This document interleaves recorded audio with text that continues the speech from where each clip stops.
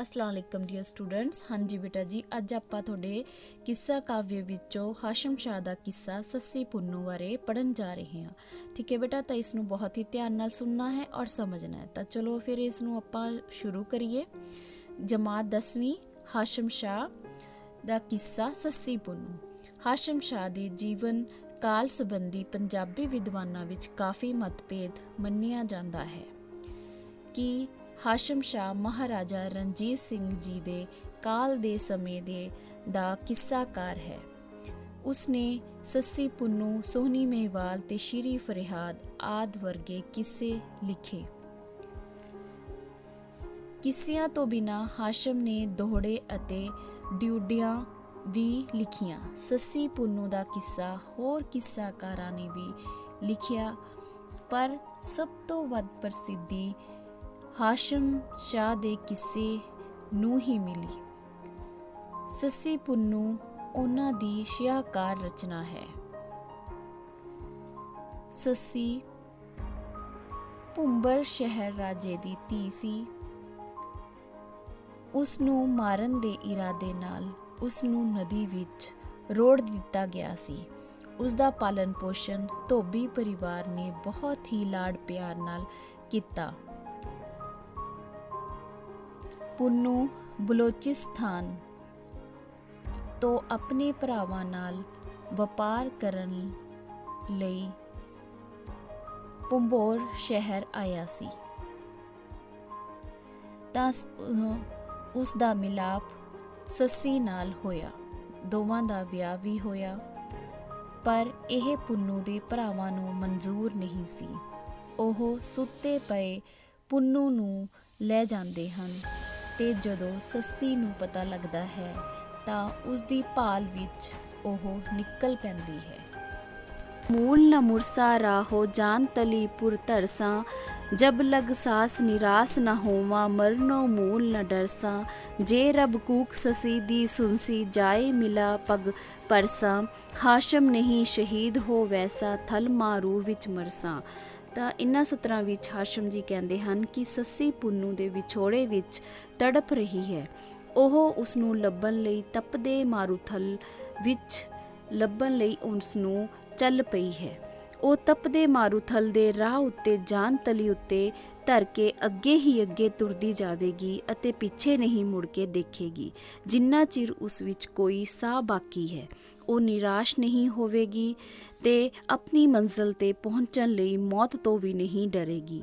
ਜੇਕਰ ਰੱਬ ਉਸ ਦੀ ਕੋਈ ਸਹਾਇਤਾ ਕਰੇਗਾ ਤਾਂ ਉਹ ਆਪਣੇ ਪ੍ਰੀਤਮ ਨੂੰ ਮਿਲ ਕੇ ਉਸ ਦੇ ਪੈਰਾਂ ਨੂੰ ਛੂਹੇਗੀ, ਨਹੀਂ ਤਾਂ ਉਹ ਆਪਣੇ ਪੰਧ ਉੱਤੇ ਤੁਰਦੀ ਹੋਈ ਆਪਣੇ ਪ੍ਰੀਤਮ ਪਿੱਛੇ ਮਾਰੂਥਲ ਵਿੱਚ ਜਾਨ ਦੇ ਕੇ ਸ਼ਹੀਦ ਹੋ ਜਾਵੇਗੀ। ਫੜਿਆ ਤੰਦ ਹੋਈ ਤਦ ਪਾਦਨ ਟੁੱਟ ਗਈ ਡੋਰ ਪਤੰਗੋ, ਸੱਸੀ ਉਹ ਨਾ ਧਰਦੀ ਆਹੀ ਭੂਈ ਪਰ ਪੈਰ ਪਲੰਗੋ। दिल तो खौफ उतार सिधाई वांगो शेर पलंगो, हाशम जे दम जानू खलासी होक सु कैद फलंगो। ਤਾਂ ਇਹਨਾਂ ਸਤਰਾਂ ਵਿੱਚ ਹਾਸ਼ਮ ਜੀ ਕਹਿੰਦੇ ਹਨ ਕਿ ਸੱਸੀ ਨੇ ਮਾਰੂਥਲ ਦਾ ਰਸਤਾ ਫੜ ਲਿਆ ਤੇ ਉਹ ਪਰਦੇਸਨ ਬਣ ਗਈ। ਇਸ ਪ੍ਰਕਾਰ ਉਸਦੀ ਹਾਲਤ ਇੱਕ ਡੋਰ ਨਾਲੋਂ ਟੁੱਟੀ ਪਤੰਗ ਵਰਗੀ ਸੀ। ਸੱਸੀ ਜਿਸ ਨੇ ਕਦੇ ਪਲੰਗ ਤੋਂ ਪੈਰ ਹੇਠਾਂ ਨਹੀਂ ਸੀ ਧਰਿਆ, ਅੱਜ ਮਾਰੂਥਲ ਦੀ ਤਪਦੀ ਰੇਤ ਨੂੰ ਤੁਰ ਕੇ ਪਾਰ ਕਰਨ ਲਈ ਤਿਆਰ ਹੋ ਗਈ ਸੀ। ਉਹ ਆਪਣੇ ਦਿਲ ਤੋਂ ਖੌਫ ਲਾ ਕੇ ਇਸ ਤਰ੍ਹਾਂ ਹੀ ਚੱਲ ਪਈ ਜਿਵੇਂ ਸ਼ੇਰ ਦਾ ਜਾਂ ਚੀਤਾ ਖੌਫ ਉਤਾਰ ਕੇ ਚੱਲਦੇ ਹਨ। ਹਾਸ਼ਮ ਸ਼ਾਹ ਜੀ ਲਿਖਦੇ ਹਨ ਕਿ ਜੇਕਰ ਇਹ ਮੁਹਿੰਮ ਵਿੱਚ ਉਸ ਦੇ ਦਮ ਵੀ ਨਿਕਲ ਗਏ ਤਾਂ ਉਹ ਵਿਰੋਹ ਦੇ ਦੁੱਖ ਤੋਂ ਇਸ ਪ੍ਰਕਾਰ ਹੀ ਮੁਕਤ ਹੋ ਜਾਵੇਗੀ ਜਿਵੇਂ ਕੋਈ ਅੰਗਰੇਜ਼ਾਂ ਦੀ ਕੈਦ ਵਿੱਚੋਂ ਮੁਕਤ ਹੁੰਦਾ ਹੈ। ਕਰ ਅਸਬਾਬ ਲਾਈ ਸ਼ਹਿਜ਼ਾਦੀ ਫੜਿਆ ਰਾਹੂ ਸ਼ੁਤਰ ਦਾ, ਪਾਣੀ ਖੂਨ ਖੁਰਾਕ ਕਲੇਜਾ ਰਹਿਬਰ ਦਰਦ ਹਿਜਰ ਦਾ। ਗਲ ਵਿੱਚ ਵਾਲ ਅੱਖੀ ਵਿੱਚ ਸੁਰਖੀ ਸੋਜ਼ ਜਨੂਨ ਕਹਿਰ ਦਾ, ਹਾਸ਼ਮ ਵੇਖ ਹਵਾਲ ਕਲੇਜਾ ਕਲਿਆ ਸ਼ਮਸ਼ ਕਮਰ ਦਾ। ਤਾਂ ਇਹਨਾਂ ਸਤਰਾਂ ਵਿੱਚ ਹਾਸ਼ਮ ਜੀ ਲਿਖਦੇ ਹਨ ਕਿ ਸ਼ਹਿਜ਼ਾਦੀ ਸੱਸੀ ਨੇ ਆਪਣੇ ਵਿਛੜੇ ਪ੍ਰੀਤਮ ਨੂੰ ਪਾਉਣ ਲਈ ਸਾਰੀ ਤਿਆਰੀ ਕਰਕੇ ਖਤਰਿਆਂ ਭਰਿਆ ਰਾਹ ਫੜ ਲਿਆ। ਉਸਨੇ ਆਪਣੀ ਖੂਨ ਨੂੰ ਪਾਣੀ ਦੇ ਕਲੇਜੇ ਨੂੰ ਖੁਰਾਕ ਬਣਾ ਕੇ ਜਿਗਰ ਦੇ ਦਰਦ ਨੂੰ ਰਾਹ ਦੱਸਣ ਵਾਲਾ ਬਣਾ ਲਿਆ। ਉਸਦੇ ਗਲ ਵਿੱਚ ਉਸਦੇ ਖੁੱਲ੍ਹੇ ਹੋਏ ਵਾਲ ਪਏ ਹੋਏ ਸਨ। ਉਸਦੀਆਂ ਅੱਖਾਂ ਵਿੱਚ ਲਾਲੀ ਸੀ ਤੇ ਦਿਲ ਵਿੱਚ ਇਸ਼ਕ ਦਾ ਕਹਿਰ, ਜਨੂਨ ਤੇ ਦਰਦ ਸੀ। ਹਾਸ਼ਮ ਜੀ ਕਹਿੰਦੇ ਹਨ ਕਿ ਉਸਦੀ ਹਾਲਤ ਦੇਖ ਕੇ ਤਾਂ ਸੂਰਜ ਅਤੇ ਚੰਦ ਦਾ ਕਲੇਜਾ ਵੀ ਘਲਿਆ ਹੁੰਦਾ ਸੀ। ਨਾਜ਼ਕ ਪੈਰ ਗੁਲਾਬ ਸੱਸੀ ਦੇ ਮਹਿੰਦੀ ਨਾਲ ਸ਼ਿੰਗਾਰੇ, ਆਸ਼ਕ ਵੇਖ ਵਹੇ ਇੱਕ ਵਾਰੀ ਜਿਉਂ ਤਿੰਨਾ ਪਰਵਾਰੇ। ਬਾਲੂ ਰੇਤ ਤਪੇ ਵਿੱਚ ਥਲਦੇ ਭੁੰਨਣ ਜੋ ਪਟਿਆਰੇ, ਹਾਸ਼ਮ ਵੇਖ ਯਕੀਨ ਸੱਸੀ ਦਾ ਫੇਰ ਨਹੀਂ ਦਿਲ ਹਾਰੇ। ਮਾਰੂਥਲ ਵਿੱਚ ਪੁੰਨੂ ਦੀ ਡਾਰੀ ਦੀ ਪੈੜ ਨੂੰ ਲੱਭ ਰਹੀ ਸੱਸੀ ਦੇ ਪੈਰ ਗੁਲਾਬ ਵਰਗੇ ਨਾਜ਼ੁਕ ਤੇ ਸੁੰਦਰ ਹੋਣ ਤੋਂ ਇਲਾਵਾ ਮਹਿੰਦੀ ਨਾਲ ਸ਼ਿੰਗਾਰੇ ਹੋਏ ਸਨ। ਜੇਕਰ ਕੋਈ ਆਸ਼ਿਕ ਉਹਨਾਂ ਨੂੰ ਵੇਖ ਲੈਂਦਾ ਸੀ ਤਾਂ ਉਹਨਾਂ ਦੀ ਖਾਤਰ ਜਾਨ ਵਾਰਨ ਲਈ ਤਿਆਰ ਹੋ ਜਾਂਦਾ ਸੀ। ਮਾਰੂਥਲ ਵਿੱਚ ਬਾਲੂ ਰੇਤ ਓਨੀ ਤਪ ਰਹੀ ਸੀ ਜਿੰਨੀ ਤਪਦੀ ਰੇਤ ਵਿੱਚ ਪਟਿਆਰੇ ਜੌਂ ਭੁੰਨਦੇ ਹਨ।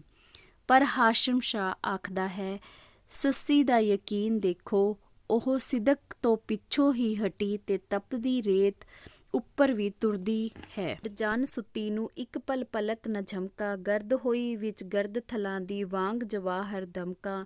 ਜਲ ਵਾਂਗੁਰ ਰਲ ਦੇਣ ਦਿਖਾਲੀ ਥਲ ਮਾਰੂ ਦੀਆਂ ਚਮਕਾਂ, ਹਾਸ਼ਮ ਕੌਣ ਸੱਸੀ ਬਿਨ ਵੇਖੇ ਏਸ ਇਸ਼ਕ ਦੀਆਂ ਰਮਕਾਂ। ਮਾਰੂਥਲ ਦੀ ਗਰਮੀ ਤੇ ਵਿਛੋੜੇ ਦੇ ਦੁੱਖ ਦੀ ਸਾੜੀ ਹੋਈ ਸੱਸੀ ਸੋਚ ਰਹੀ ਸੀ ਕਿ ਜੇਕਰ ਮੈਨੂੰ ਇਹ ਪਤਾ ਹੁੰਦਾ ਕਿ ਪੁੰਨੂ ਮੈਨੂੰ ਸੁੱਤੀ ਪਈ ਨੂੰ ਹੀ ਛੱਡ ਜਾਵੇਗਾ ਤਾਂ ਮੈਂ ਸਾਰੀ ਰਾਤ ਜਾਗਦੀ ਰਹਿੰਦੀ ਤੇ ਇੱਕ ਪਲ ਲਈ ਵੀ ਆਪਣੀਆਂ ਅੱਖਾਂ ਨੂੰ ਨਾ ਝਮਕਦੀ। ਮੈਂ ਪੁੰਨੂ ਦੀ ਖਾਤਰ ਮਾਰੂਥਲ ਦੀ ਮਿੱਟੀ ਵਿੱਚ ਮਿਲ ਕੇ ਮਿੱਟੀ ਹੀ ਬਣ ਜਾਣਾ ਚਾਹੁੰਦੀ ਹਾਂ ਤੇ ਇਸ ਵਿੱਚ ਜਵਾਹਰ ਵਾਂਗ ਚਮਕਣਾ ਚਾਹੁੰਦੀ ਹਾਂ।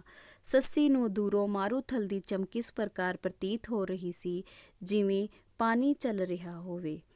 ਹਾਸ਼ਮ ਸ਼ਾਹ ਕਹਿੰਦਾ ਹੈ ਕਿ ਸੱਸੀ ਤੋਂ ਬਿਨਾਂ ਇਸ਼ਕ ਦੀਆਂ ਜ਼ੋਰਾਵਰੀਆਂ ਨੂੰ ਸਹਿਣ ਦਾ ਹੋਰ ਕੋਈ ਹੌਸਲਾ ਨਹੀਂ ਕਰ ਸਕਦਾ ਸੀ।